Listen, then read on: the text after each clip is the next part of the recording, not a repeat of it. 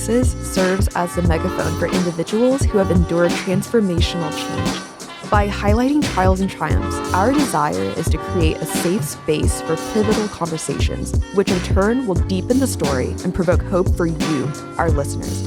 As you may know, change is never easy, but it is inevitable. You are not alone in what you're facing. Your transformation is possible, purposeful, and now. And here's Aaron Wiggum, founder and managing director of New You, with this week's guest.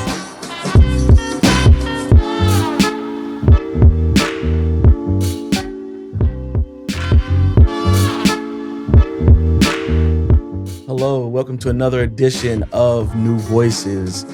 New Voices is a platform where it serves as a megaphone for individuals who've endured transformational and pivotal experiences, and those people are here to tell their story. I am Aaron Wiggum. I'm your host. I'm also the founder and managing director of New You, which New You is a way for individuals to imagine, discover, and actualize a 2.0 version of themselves. Today we have a pioneer. We have a wonderful guest that I had the pleasure of meeting almost 6 years ago now. And he is leading a revolution right now in Tulsa and across the country, really. He is one of the thought leaders of his generation. He is the hope of his ancestors. He is a champion of his community. He is a creative in all rights. You're going to hear much of his eloquence in a moment. But one thing I noted this man to be is he is truly one that walks in perseverance. And he stands as a man of integrity. And I'm grateful to see where he is and where he's going with his work and with his vision. So I'm going to go ahead and relinquish this intro right now by bringing to you none other than the one and only leader of Black Tech Street, Mr. Tyrance Billingsley. Welcome to New Voices, Tyrance. Man, that was a one type of intro, man. That was an unbelievable intro. But I will say, even as you were talking, just thinking about you and your journey as well, man, and how you've been an inspiration to me, coming from where you came from and then building something that has helped other people transform their lives. There's nothing more important than that. So I appreciate the intro, but you are just as deserving. So thank you, man. Absolutely, man. Absolutely. I appreciate that as well. I'm so glad to have you on here. It's been a long time coming. And I've seen you at the nascent state of your work, but I want you to take us through the journey. What is the Tyrance Billingsley story? You can start wherever you like. Tell us a little bit about your story. Yeah, so it all started with a man named Adam. No, no, it's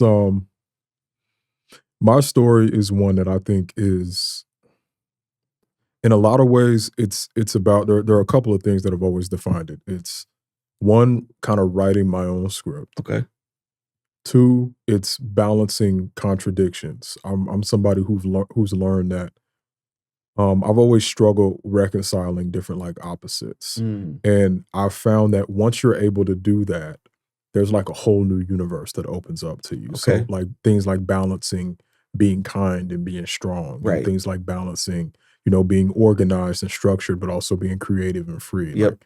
That's a key place it starts. And I would also just have to say, it starts with a deep sense of connection to a greater purpose, to God, to in whatever form that would take. Right. So yeah, it really just begins, and we're not talking just professional, we're talking about just life. Yep. I mean, it begins in where we are now, in Tulsa, Oklahoma.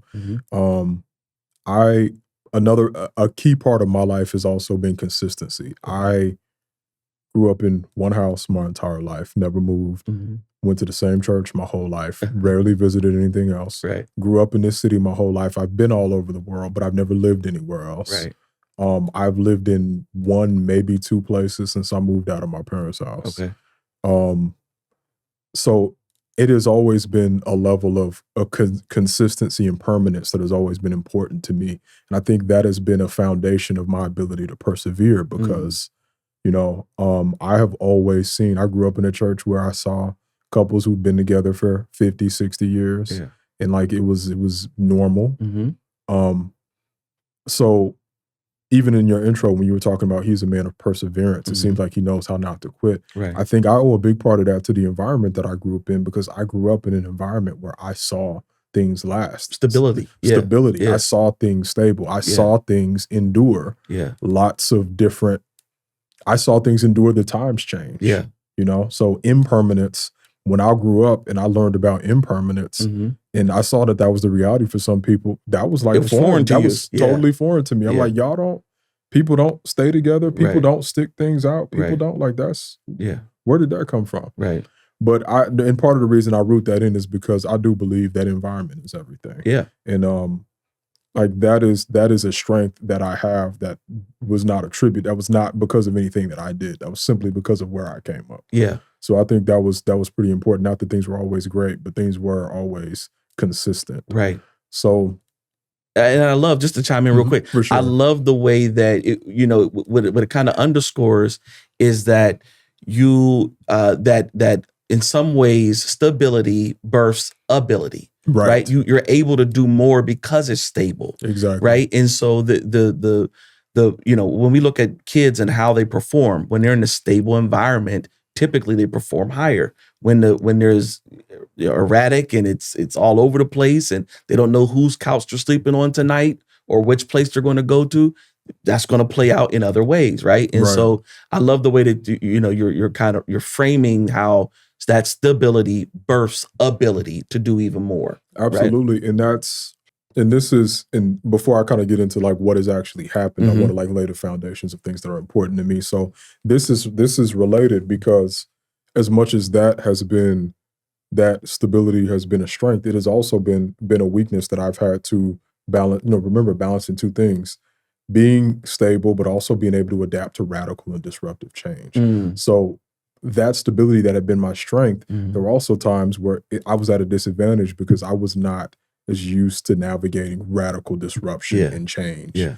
And sometimes it would be when things that were critical to me were disrupted, it would be like a foundation of a tower falling. So one of the things that I needed to learn and navigate was, how do I hold these two things? How do I hold the need to build stability and have stability? But how do I also hold an understanding that we live in a chaotic world that I'm going to have to adapt to, that everything that is core to who I am can be shaken, taken, and eventually will be. Yeah. How do I reconcile those two things? Yep. So I would have those kind of as a foundation. So, a strong foundation in faith, lots of stability, and then like radical consistency, and then like holding these two different contradictions. Yeah. And then the fourth one would be insisting on like writing my own story.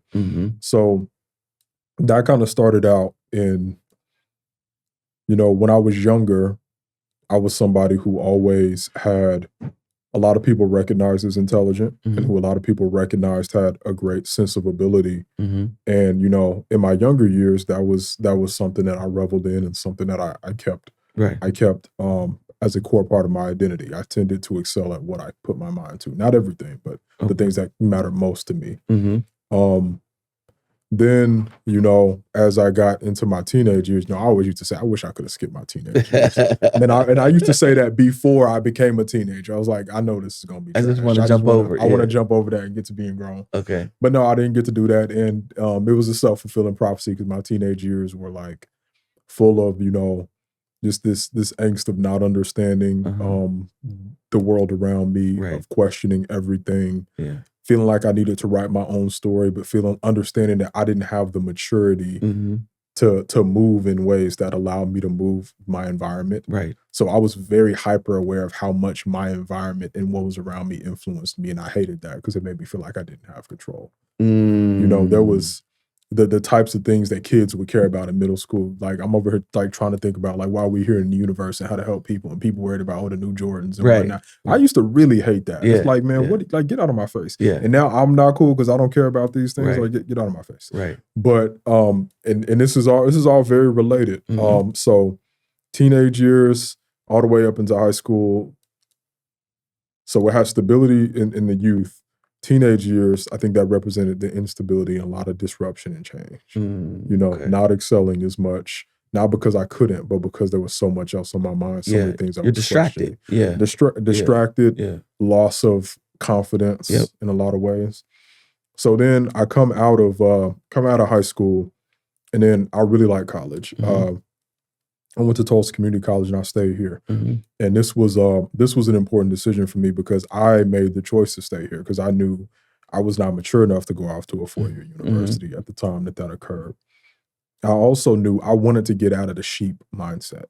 I did not want to go to another place where I was just doing the next thing that everybody else was doing. I needed to get away from people. Yep. So I went to Tulsa Community College Metro campus, and this was such a beautiful experience for me because it was like I always felt like I was more mature, and I got to like really express that adulthood because I was in class specifically at the TCC Metro campus. You had people from all walks of life in school. You had 60-year-olds coming back to school. You had parents. You had some people my age, but for the most part, you had all walks of life represented. And it felt like that was the first time, with that being my core group, that felt like it was the first time I got a feel of what the real world was going to be like in terms of being influenced, but also it was the first time I broke free from what I felt was this myopic, childlike herd mindset that was just forced on me because that was always where I had to go. Got it. I was always in school, or even when I was in church and in class with other kids my age. That's always what I was locked into. So this is where I really started to find my stride and really started to unlock my capability of how I could impact the world. So that was where I was president of student government. I rose to be president of student government for the state of Oklahoma. I chaired the advisory board for the Oklahoma State Regents for Higher Education, helping with education policy. And not only that, that was also where I really found my love. And it had always been there, but that was where I really found my love of these two things, which is both politics and entrepreneurship with like a focus on innovation and like science type situation. So the world kind of opened up for me there. And it opened up once I found the space to be unapologetically me. And that's the crux. And that was why I laid these 4 things out in the foundation. Because like, what does it mean to be unapologetically me? And I didn't find that until I got into these college years. I was not perfect, but I did not find that until then. And that gave me the confidence. And like, even when I was in school, I was always like, okay, I'm at community college. My friends is off at, some of them at Ivy League, some of them is elsewhere. How do I beat this feeling that I'm not doing as much? Well, the key is, what they say when you want to change the world, you start by making your bed. It's like momentum matters, even if you're doing something small. You do that small thing that gives you momentum to do something bigger and bigger and bigger. It's like a snowball effect. So even though I was at community college, which a lot of people would have been like, oh, only people who go to community college are people who didn't do what they needed to do in high school. That ain't true. But it's not true at all. But a lot of people think that who didn't do what they needed to do in high school. And then you're like, oh, well, you're president of a community college. What does that even mean? Well, I wore it like it meant everything. And because I wore it like it meant everything, it meant more. It meant more. And it created a compounding effect that gave me the confidence to do the types of things that I wanted to do. So, and that momentum, I tell people all the time, momentum is the sum of moments. And so the root word of momentum is moment. Right. So if you can have enough moments, actually, I think in the Greek, it's movement. Momentum is movement. But if we're looking at it from an American standpoint, from a vocabulary standpoint, momentum, the root word of momentum is moment. And so if you can have enough moments, you create movement.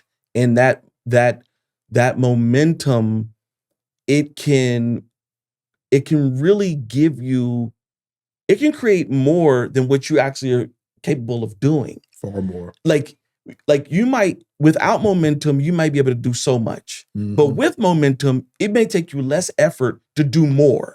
Right? Yes. Yeah. And so I love the way that you're able to connect those dots. And I just want to underscore too, you're talking about you talked about becoming your unapologetically yourself. Yes. And the word that I heard was authenticity, right? What I love about that is that that's the strongest force on earth. Mm-hmm. It's not love. It's not it's when you can, a singer can stand on stage and they can sing a song and, do all the tricks and frills and be great, right? But when they're singing the song that they wrote or the Right. song that they just lived through, right? And those words are real, and you're seeing their real, them emote, Yeah. right? That authenticity rings throughout the art. That's what brings tears. That's what brings, it's felt, right? It's felt. And so that authenticity is so powerful. And what a lot of people I think miss, which is so funny, we all have a birth date, okay? Mm-hmm. But then there's a day that you become alive. Right.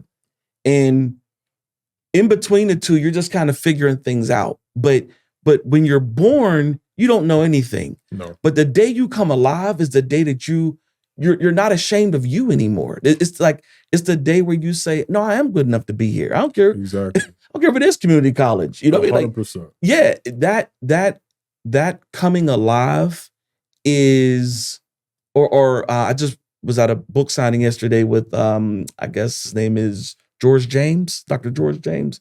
He wrote a book, I Give Myself Permission. Mm. And he was talking about all these things he gives yourself permission to do or whatever.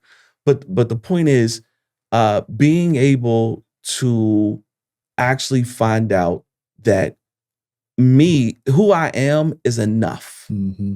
And so many people struggle with who I have to be in a given moment versus genuinely being who you have to be. And to me, the real definition of success is when somebody will pay you to be who you are. Who you are. That is the most beautiful.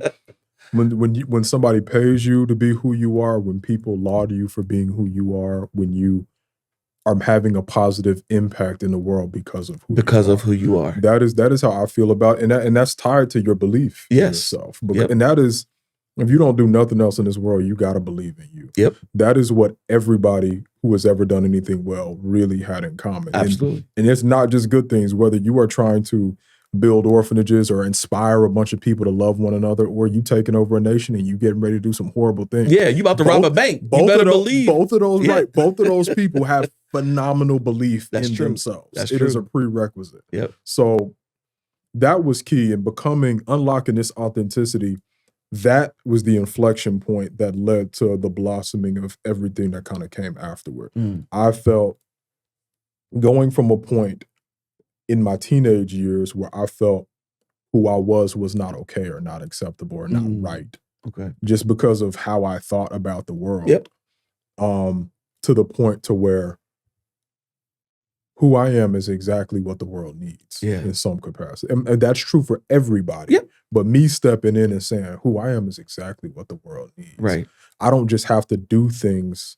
I don't just want to get where I'm trying to go. I want to get where I'm trying to go the way I want to go there. Yeah. And I have the strength and the calling on my life to do that. Mm-hmm. That is the inflection point from then that led to me working on my first startup that failed, and then pivoting up. We'll get into that. And then going to Black Tech Street and all the things that I'm working on now. It all stemmed from getting to the point where I could be unapologetically myself. And anytime, even today, when I find myself failing or find myself not living up to what I can be, it is because in some way I've stopped doing that. So the axis of who I am revolves around that. And who I am, what is being unapologetically mean, it's rooted in those four things. It's a higher purpose in God and creation. I believe that human beings are here to love and be creative. And so how do you do that? It's holding contradiction.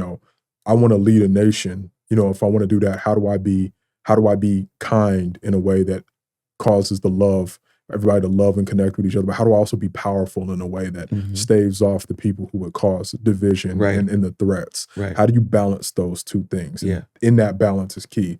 How do I have the stability that people need to feel strong and feel faithful and feel like they have faith in the future, but also the adaptability for change, but also how do I write my own story? I believe that so many people feel like there are preset paths, but a true artist can create something Right. that nobody dreamed before and then have people walk down that path. Yep. I have to be somebody who carves my own path. Mm-hmm. And whatever that looks like is worth it. Right. So, and that's what it means to be unapologetically me. And getting to that point is where everything else that you've talked about has, and that you've seen and witnessed has flowed from. Yeah. I love this. So let's talk a little bit about your roots are here in Tulsa. Mm-hmm. Your roots run deep here in Tulsa. Mm-hmm. And when I got here in 2020, we were in preparation of the commemoration of the massacre. And that was news to most of America when, at that time. I had heard about it intermittently. My dad was a Angela Davis, okay. Huey P. Newton, Fight the Power. Oh, wow. He was that in his day, right? And so I already knew about. I had heard about it. It was common language in our house of Black Wall Street and the atrocity. Mm-hmm. But to come here, ground zero, and feel the aftershock of it, the reverberating aftershock, and the reality that natives have to still live in, it was really eye-opening in a whole nother way, right?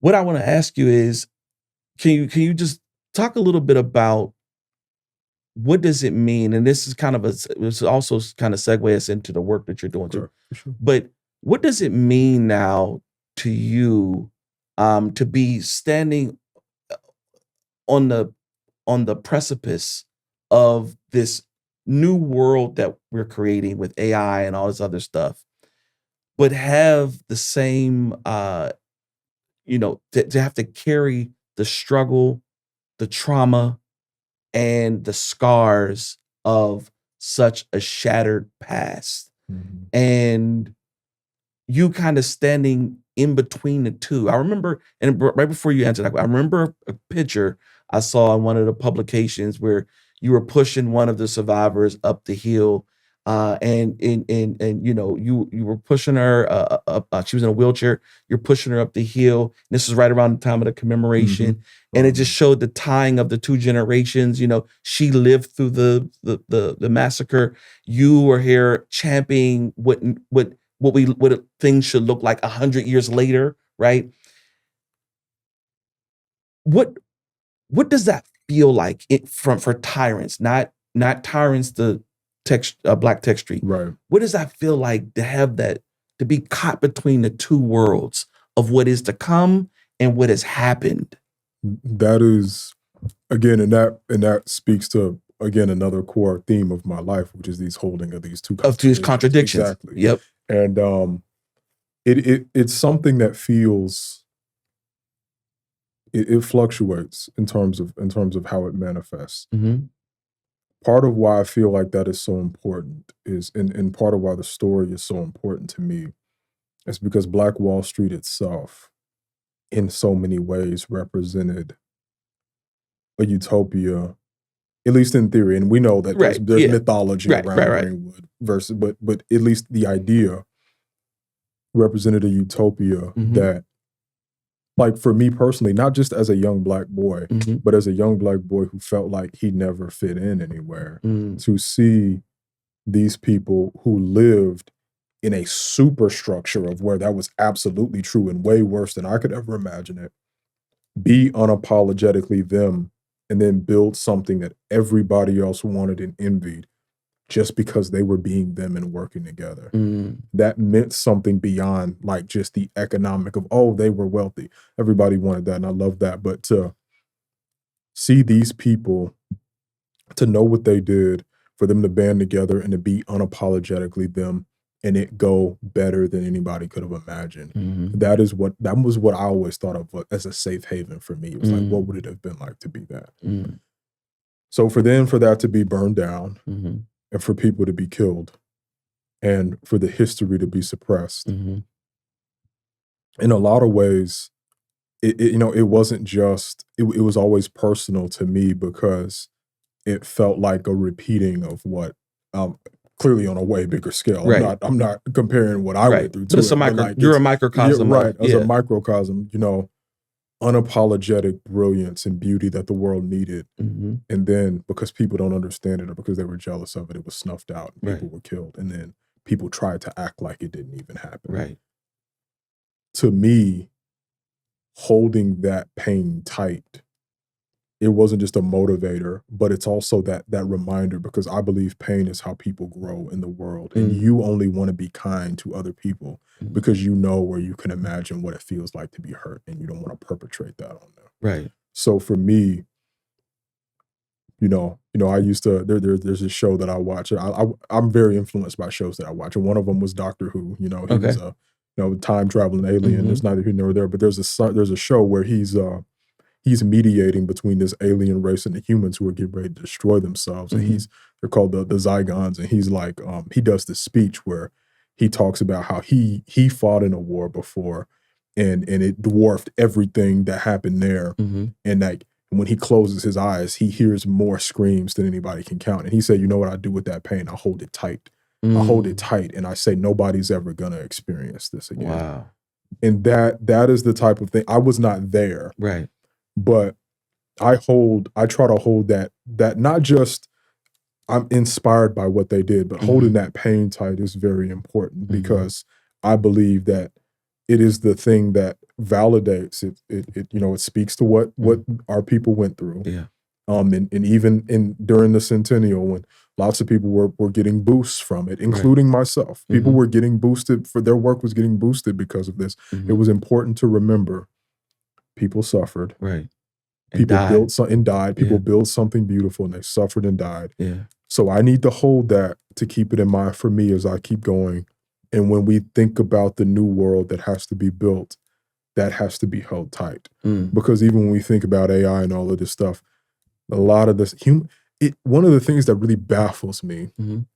and I would always read in the Bible about how after God led the Israelites out of Egypt, how he would always tell them, don't remember, I'm your God who led you out of Right. Egypt. I'm like, why you got to keep saying that? And then I realized, humans They are the forget. most forgetful things. Yeah. Humans are the most forgetful creatures in this On earth. world. Yeah. Yes. I've built entire frameworks for my life that I'm like, as long as I got this, I'm good. And then the moment something happens, it's like it never. Yep. And that is crazy. Yeah. So moving into a world where not only is history already looking to be suppressed, but where we can create things that would allow people to say, oh, well, not only did that not happen, you probably used AI to generate that. Yeah. That is dangerous. It is dangerous. That is dangerous. Yeah. And not only that, people thinking about who's going to benefit in this revolution and what's going to be built. Are you remembering how people have been hurt before? The massacre in this situation, but in general, Right. Are you remembering how people have been exploited, how people have been hurt? Right. Are you remembering what happens when vitriol takes over and Right. certain groups get labeled Right. like they need to be killed? Yeah. I don't know that. I think the natural tendency would be for us to forget. So I think me as a person holding not only the inspiration, but the pain of what happened in the massacre, when I look forward to the world we have to build, ensuring that it is something that is cognizant of who humans tend to be as people, and let that inform what needs to be built. I think that is the key, and I think that is why Greenwood, even though the centennial is past, and it seems like the moment is past, and being black out loud isn't cool anymore. Right.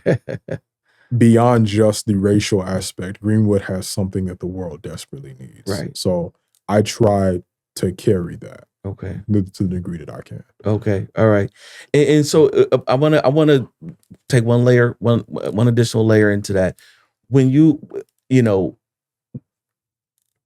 when we talk about the pressure, I use the example often that the difference between pressure and stress is that pressure gives you energy, stress takes your energy, right? Interesting. Okay. And so if I'm lifting weights, the pressure of the weight is making me stronger. Too much weight breaks me, right? Okay. So pressure gives you energy, stress takes your energy. You balancing the traumas of the past of the centennial and all that, and then the pressure to have to produce in a world that is yet being created and being at the forefront of that. Can you talk about how you, the man, how do you really deal with that pressure? What are some outlets for you? Or do you feel the pressure, first of all? And then I don't think there's a world in which you can't feel the pressure. Right. So I think you do feel the pressure. Can you talk about what that pressure feels like? And then what are some outlets for you to kind of have reprieve from that and keep it on the side of pressure and not stress? This is a great question, and that framework is going to help me just going forward. Yeah. So thank you for expanding on that. So there's two things, and this is a balance that I've had to strike to. Well, just before I get into the heavy stuff, just outlets.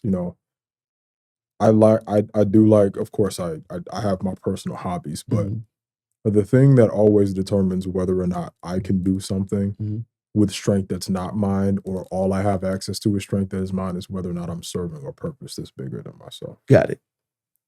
So keeping a narrative that says what I'm doing is bigger than myself and for other people is powerful. And that is the key. But there is also a key. There's also a balance. Humans are very selfish and self-interested creatures. So even as I'm building this, your head gets big, your interests get big, and you're like, I need, what about me? What about me? Yeah. Understanding that you are carrying something that's much bigger than you. So keeping your ego at bay and your self-interest at bay to the degree that's appropriate, but also not totally brushing it aside is a balance. But I also notice, to the degree that I balance that, I find that I have strength from other people. Yeah. Because when it's just me and it's about my interest, the level of creativity that I have, the strength that I have to endure stuff that happens, it's not as much there. But when I try to really lock in and feel like the ancestors are flowing through me, feel like there's a greater purpose flowing through me. It was like Avatar, when you get access to the Avatar state, and all the past lives, they power can flow to you, but it's not your power. Right. It's not your power. Right. I come as one, but stand as 10,000. Right. Whatever. Right. Yeah. And you can only do that to the degree that you don't let that you keep the main thing, and the main thing is this is for other people. Right. Ego gets in it sometimes. It is inevitable. Self-interest gets in it sometimes. It is inevitable. But when you, to the degree that you can keep that the main thing, that in that you keep that first, that is where the strength to let this be pressure and not let it be stress comes from. And then probably one other thing, it's I would say, I'm always big on frameworks and stories. So on page 1 of the Bible, God creates, the world is tohu vabohu, and God creates beauty out of it, order. So that's actually an ancient Near Eastern trope that was common in the ancient Near East when they told creation narratives. There was this trope that the world was uncreated and it was chaotic. And then the entity that could come in and build order and benefit out of an uncreated world, that was who was made king. So that's what we saw with Marduk in the Sumerian epic, the Enuma Elish. This is in page 1 of the Bible, you see that also. How do you, there's this, so you talked about stress. I heard something recently and I'm still dissecting it. It said, stress is responsibility minus leadership. So it's like you are stressed when you have more responsibility than you have the leadership to manage. And leadership itself is the ability to create value out of responsibility. Right. So the way I tie that in and tie it to a bigger narrative is when I see this massive uncreated mass before me that is like, and also, in like the Hebrew, in the Hebrew scriptures, page 1 of the Bible actually has like a teleological creation narrative. It's more like something is created when it has a name or a purpose. It's not necessarily ontological once it fabricates into existence. Right. So when something has a name and a purpose and a benefit, now it is. Now it is. Right. So when it comes to pressure and stress and all of this, can you give it a name? And can you give it a purpose? And can you lead it and create a vision for it in a way that creates benefit from people, for people? So I like to see this stuff as the responsibility that can become pressure or stress.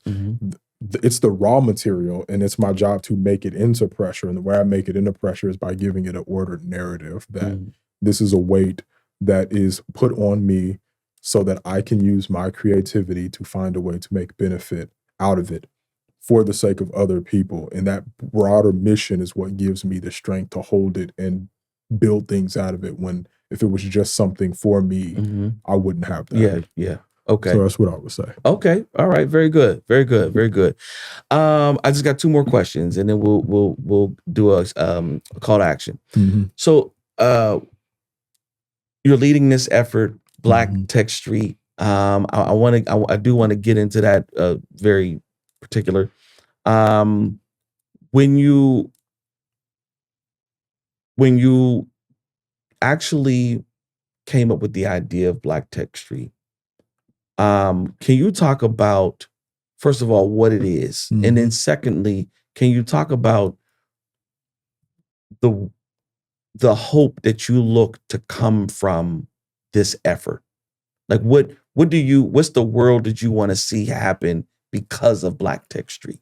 Okay, yeah. So, and I'll give the initial spiel. Black Tech Street was founded on a question of what could Black Wall Street have been had it been supported and not destroyed. So if the massacre had never happened and that community had been allowed to flourish all the way up until today, what might it look like? Yep. And that's the deal. And when I thought about the level of tenacity it took for these entrepreneurs to build these incredible businesses, even in the midst of Jim Crow, that smashing through walls, that out of the box thinking that I'm going to find a way no matter what, and I'm going to be creative with it. It was not only the epitome of entrepreneurship, it reminded me a lot of the tech industry. And that's kind of led to this three-pronged epiphany. One, tech is one of the only industries you can really build intergenerational wealth in 7 to 10 years through a successful company exit. Two, tech is really the core medium through which all innovation takes place consistently. Then three, at the time, clearly that's different now because of AI and other things, but at the time, there were projected to be as many as 4.3 million high-paying vacant tech jobs due to a tech talent shortage. So when I put those things together, I not only saw this incredible wealth-building opportunity for Black people in Greenwood, I saw the kind of Black Wall Street or Greenwood vision pushed to a new horizon. So that led me to say, well, had Black Wall Street been supported and not destroyed, it would be the nation's premier innovation economy. So that's where the name and mission comes from. In our mission, we're trying to rebirth historic Greenwood as a premier innovation economy, but also catalyze this movement that inspires and sees other people embrace technology as an outlet for creativity and wealth creation. Okay.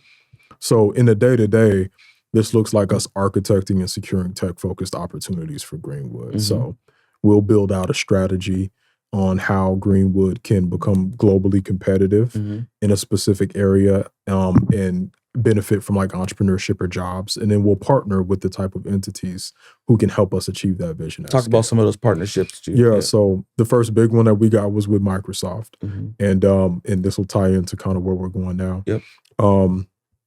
So Black Tech Street was a part of the steering committee for Tulsa's Tech Hubs, a coalition. So this was a coalition led by Tulsa Innovation Labs that is focused on making Tulsa globally competitive in autonomous systems over the next 10 years. Autonomous systems, you can think drones, robots, self-driving cars, stuff like that. It was an EDA program. So the Economic Development Administration said, we're going to give up to $75 million to 10 to 12 hubs who we think could be globally competitive in one critical technology area. Got it. So our coalition in BTS on the steering committee, our coalition won. Won, not only a federal designation, but also $51 million. And we are one of only 2 hubs that got that amount of money. So we were one of the most awarded hubs. And about a fifth of that, which was a big deal because it's very rare that a Black-led or created organization gets something from from federal funds at all, but to capture that much of it and to be like an anchor, I think we're the second most awarded project, was to build the Greenwood AI Center of Excellence. Nice. So this is 2 things. One of it is Aspire, the AI Societal Program for Innovation, Research, and Education. Mhm. This is a program that has 3 parts to it. It's a mass fluency initiative, which you attended a class Mhm. on. It's meant to teach the average person in the community how they can apply AI in a value creating type of way Right. and make sure that they're fluent and literate in the AI age.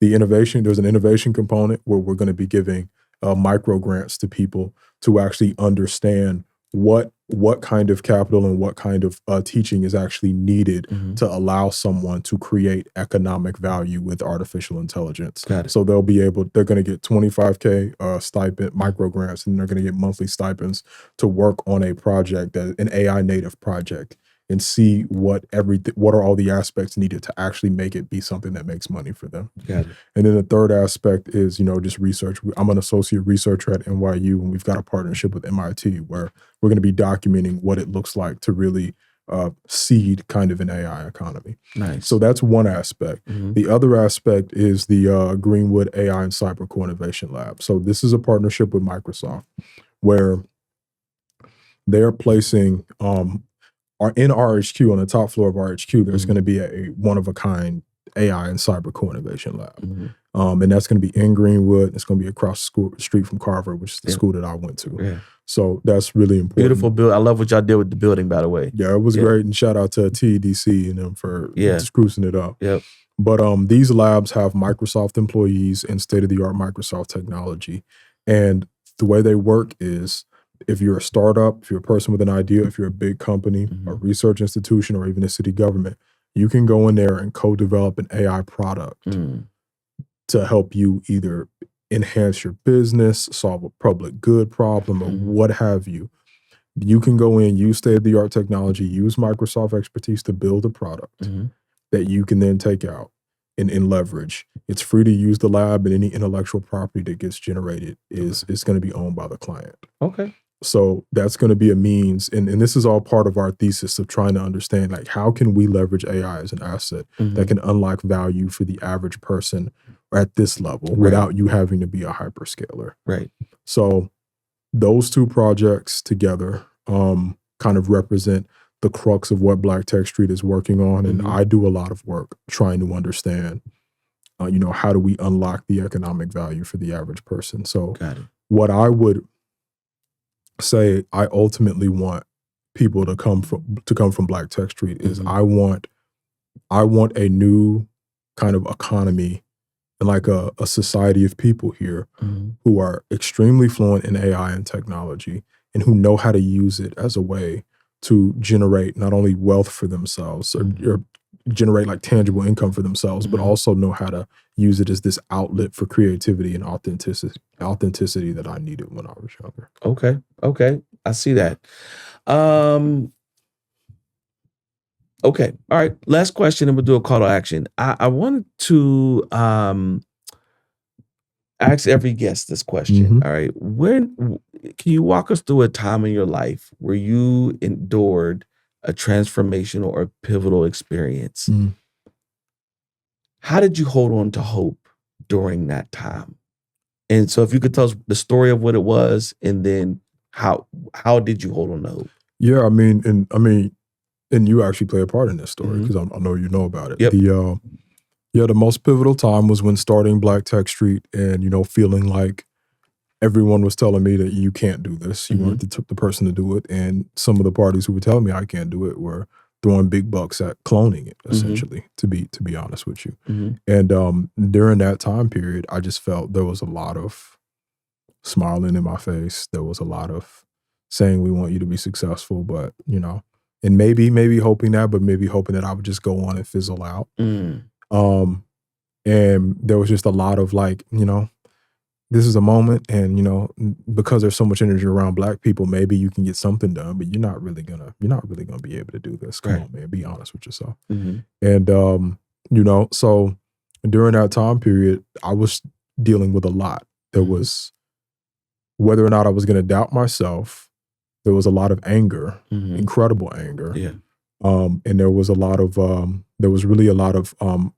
there was this inflection point of like, am I going to turn back, or am I going to see this through? Yeah. Yeah. So in that moment, I found myself also holding contradiction once again. Not just it's like the story of your life, man. Right, story of my life. But not just that, but also holding contradiction towards. So it's am I gonna go forward? Am I not gonna go forward? Yeah. I'm angry. Who is it warranted that I be angry at? Who is it not warranted that I be angry at? And even the things that I'm angry at, how much does it make sense? Because I've been wronged, but I also see these things doing great things. Right. And I also see people who are not responsible for what happened to me being tied to and benefiting for them. Is anger at them justified? No. But is what happened to me okay? Also, is it collateral damage? Yeah. Right. Yeah. And am I okay with that? Is the man who I patterned my existence after, would he have been okay saying, yeah, you were wrong, so just throw them away? No. Right. And so it was this real point of where I not only had to pivot in terms of being successful, in terms of what my work would do and how it would do it, but I also had to pivot away from just like, there was a lot of times where I was like, I am, I got a lot of inspiration from Kratos, from I'm gonna be a God of War. Yeah. But that's not really, I had to make a choice, both in terms of what I'm gonna do to be successful and in terms of my character. Yep. So I don't feel like and even though I came out the other side of that, I don't feel like every way I handled that was perfect. But, I took shelter in my faith, and, I was praying a lot and praying that in that passage where he's like, I'm going to lead you out of Egypt. I'm going to lead you out of Egypt. And eventually I was led out of Egypt, and I was led to something greater than what I even initially wanted. I even ended up getting the amount of money that I was pitching way back when, saying, hoping I would get, I ended up getting it in one fell swoop. Like, it was just like everything came to fruition. So what I had to do was pivot towards, and you actually helped with this. I remember we had a conversation outside of Greenwood Cultural Center where you said, you got to be better, not bitter. Right. And that actually helped me. I held on to that. Yeah. And that was a moment where not only was I transformed in terms of my path, but in terms of what I thought was possible. Yeah. Opened up for me. Yeah. So yeah,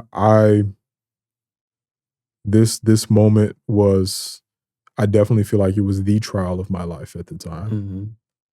Because it wasn't just an idea. My livelihood was also on everything's on the line. Everything was on the line at the time. And at the same time, you had people smiling in your face. And in going back to shows that and like 300, like I have always admired the people who said, I would rather die on my feet than live on my knees. Right. Yeah. That's just, these were always the types of people that I patterned myself after, and that very much framed how I approached this situation. So, but at the end of the day, having to find a way to be successful, but also not become misanthropic, was something that I struggled with. Yeah. But I do feel like that was the moment of transformation, and that's the moment that showed me that anything is possible when you really stick to it. Okay. So what I'm deducing from that is how you held on to hope was through your faith and through people and the people around me. I have to say that is the big thing. Okay. Having the people around me who believed in me, Yeah. and who checked on me and didn't let me fall. That was the faith in those two things. And adjusting perspective, I'm assuming that's in there too. Okay.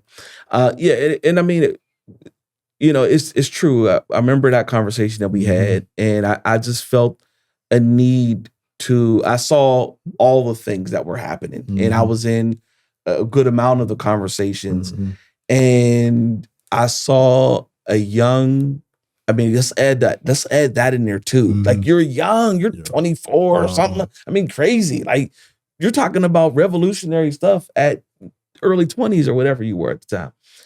And, but I remember being that guy, I remember getting 30 under 30, and I remember being young and talented and ambitious and aspiring and just full of potential. Right.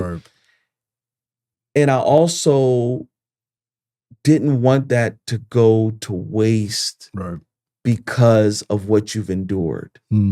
And how could I contribute to helping you just see a little bit different of a perspective, so that it puts you back in the driver's seat, right? Like you feel like something happened to you. Right. But now you're back in the driver's seat because when we had that conversation as we walked to the center, and I remember saying that it's your choice whether you become bitter or better. And nobody can make you bitter or better. Right. You get that's your, you have full responsibility of which one you full agency. Yes, exactly.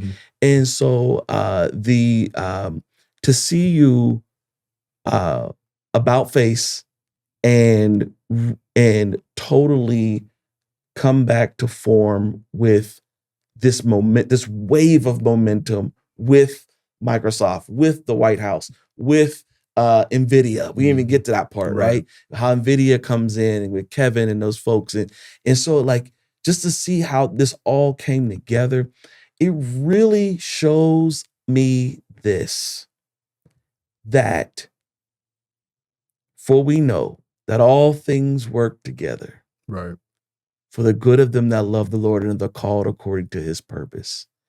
And to see, I really feel like that whole situation at that particular time, it equipped you more than it damaged you. Absolutely. It, like, you are a better man today because you went through that desert. I wouldn't change it. Yeah. That desert was everything. I actually feel like, and I've said this before, I feel like if everything had gone the way I wanted it to go when I wanted it to go that way, you may have destroyed it. Yeah. Probably would. Yeah. You would have. I almost feel confident enough to say that's how it would have gone, not just how it might have gone. Right. Yep. So clearly, I'm not justifying any. No, it's no justification. But in hindsight, it's 2020. That who I was and what I needed to do, I didn't have the skills at the time. And part of them got built because I knew I was in a fight. Exactly. Most of them got built because I knew I was in a fight. Yeah. Wow. So that carried me through. But it's also, you still have to carve your own path because, in a lot of ways, even a lot of the people who were loving me and talking to me and saying that I support you, a lot of them were also giving me advice that if I had listened to, I wouldn't be here right now. Right. So, your advice ended up helping me get there. But there are plenty of other people who really meant well and who really cared, but who also just didn't know what I was capable of. Exactly. And like maybe cease and desist or maybe do this differently. And if I had listened to them, we wouldn't be here right now. Yep. So it's everything is nuanced. It's rarely clean and wrapped up in a bow. But in the end, I think not only did that experience make me, it's very possible. I think it's more possible than not that it saved me. Absolutely. And I think when we get to read the Tyrance Billingsley story in 5, 10, whatever years, when you sit down and write this stuff out, I think it adds context. It adds texture to the book that wouldn't be there otherwise. Right. It's better to me than the college experience, but based on all of the ingredients of what was taking place at that pivotal moment in history in the city. Right. So I love that. Kudos to you, man. I'm so proud of you. All right. My final thing is call to action. So what would you have to say to our listeners? What is a call to action that you would love to give our listeners? And then after you do that, give them your handles if you like, or how can they follow Black Tech Street and the work that you're doing? Yeah, so the call to action that I would give, and this is something, and I've built a framework around this, and this is something that I think I'll be applying or sharing soon. It's when you want to change, don't try to directly hack yourself. You have to hack your environment. Okay. Your environment is 3 things. It's the content you consume. It's a person or who you think is worth listening to. Whose word you believe to be strong, who to be serious. And then it's the people you keep around you. You are some of those things.